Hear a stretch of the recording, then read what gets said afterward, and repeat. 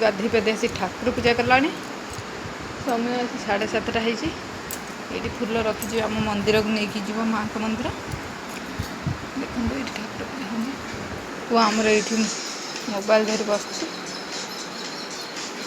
बिलर गोटे छोट पोखरी थी से माछ धरा हो बापा आम सान भाई माछ धरते बिल पाखरे पोखरटा खाली शेउल कौ बाहर मागुर छोटा ना बड़टा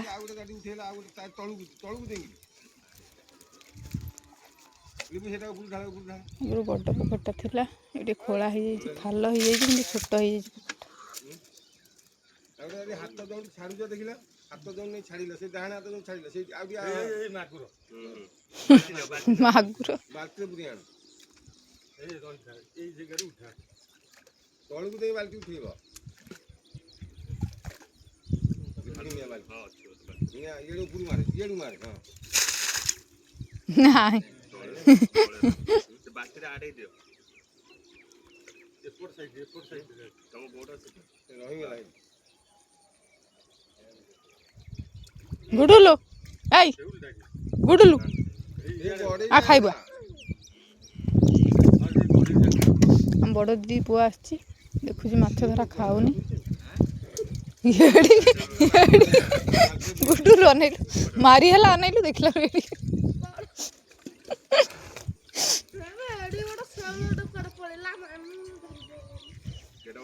सी कोड मा सीसी डाली पुगलु सीसी दा चल हाथ बुनी में जाऊनु बाड़ीटा कते रखछो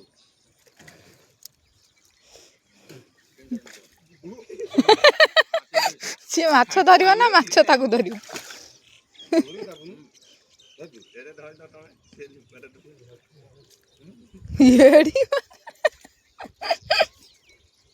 सांग मैंने जय जगन्नाथ आशा करछि जगन्नाथ कृपार आपण मैंने भलरे थांतु मो छोट भिडियोटी देखुଥିଲି गोटे लाइक कमेंट शेयर कर दियंतु दिन जाक जहाँ भी करे आपन सहित शेयर करिवि देखि बात एटी भात गळा होजी आज हम पोखरु माछ धरा होजी एटी बछा होजी एदी हां जा एते माछ धरा हिची एनो झाड़ू पोछा करिया गले घर को भात गला सइला तबरे माछ तरकारी बसिबो ये खेलुचंदी ये मो भाई पुओ सोमुनु ये हला गुडुलु भणी पुओ ये तो मो पुओ जानचंदी एटी तीन भाई जाक बसी खेलुचंदी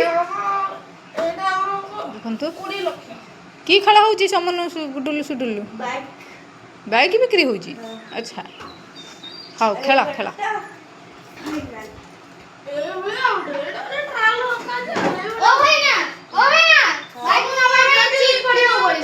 मालिक ये मैनेजर से गाड़ी किनु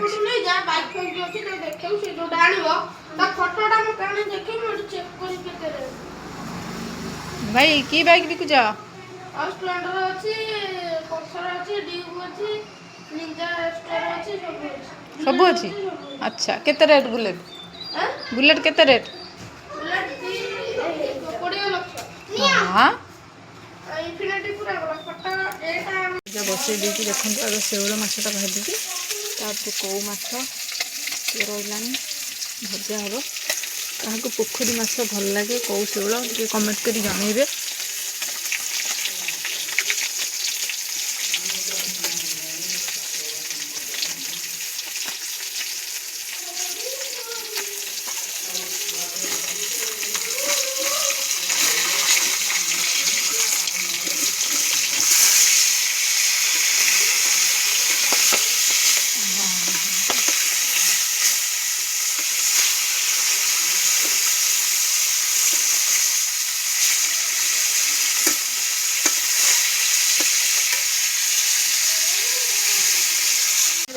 तो भजा तो नुह पूरा तेल छाणी दे छाणी सारे ये आहरी पकई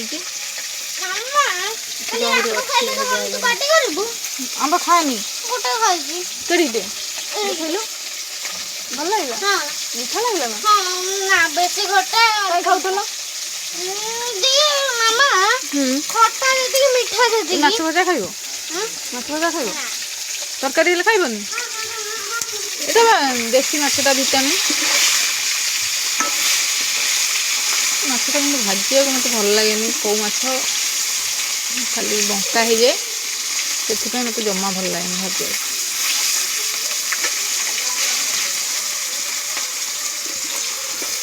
ଅଲଗା ମାଛ ଭାଜିଦେବି, କେଉଁ ମାଛଟା ମୋତେ ବିରକ୍ତ ଲାଗେ ଭାଜିବାକୁ।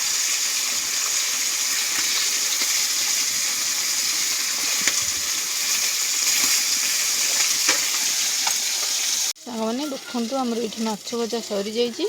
ଏଇକି ଆମ ପୋଖରୀରୁ ବାହାରିଥିଲା ଦେଶୀ ମାଛଟା। କାହାକୁ ଭଲ ଲାଗେ ଦେଶୀ ମାଛ ମୋତେ ଟିକେ କମେଣ୍ଟ କରି ଜଣେଇବେ। ଦେଶୀ ମାଛ କଲେ ଶେଉଳ, କଉ, ରତା, ଶିଙ୍ଗି। ମାଛ ଭଜାଟା ଯଦି ଭଲ ନ ହେଇଥାଏ ବି କମେଣ୍ଟ କରି ଜଣେଇବେ। ଦେଖନ୍ତୁ ମାଛ ଭଜାଟା ଆମର ସରିଗଲା। ଟିକେ ସୋରିଷ ବେସର କଷି ଦେଉଛି ମାଛ ତରକାରୀ ପାଇଁ।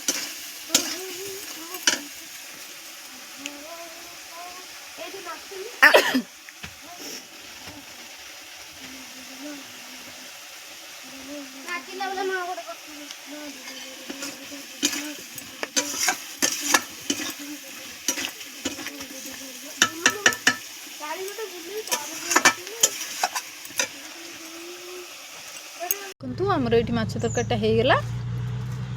ଯେହେତୁ ପୋଖରୀ ମାଛ ଥିଲା ତ ସୋରିଷ ବେସର ଦିଆ ହେଇକି ତରକାରୀ ହେଇଛି। ଯାହାଙ୍କୁ ଭଲ ଲାଗେ ଖାଇବା ପାଇଁ ପ୍ଲିଜ୍ ଆସନ୍ତୁ ଆମ ଘରକୁ ଖାଇବା ପାଇଁ। ତରକାରୀ ସରିଲା ପରେ ମୁଁ ଯେହେତୁ ପୋଖରୀ ମାଛ ଖାଏନି, ବୋଉ ବି ଆଇଁଷ ଖାଏନି, ଆମର ଟିକେ ପୋଟଳ ଆଳୁ ଭାଜି ଥୋଇ ଦେଇଛି।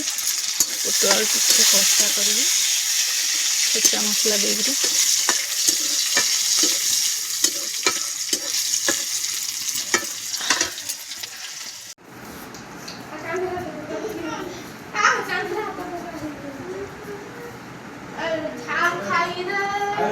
ଆଜି ରାତିରେ ତମ ପାଇଁ ଗୁପଚୁପ କରିବ, ସିଏ ଖାଇବ। ପୋଦିନା ପତ୍ର ଅଛି, ଲେମ୍ବୁ ଅଛି।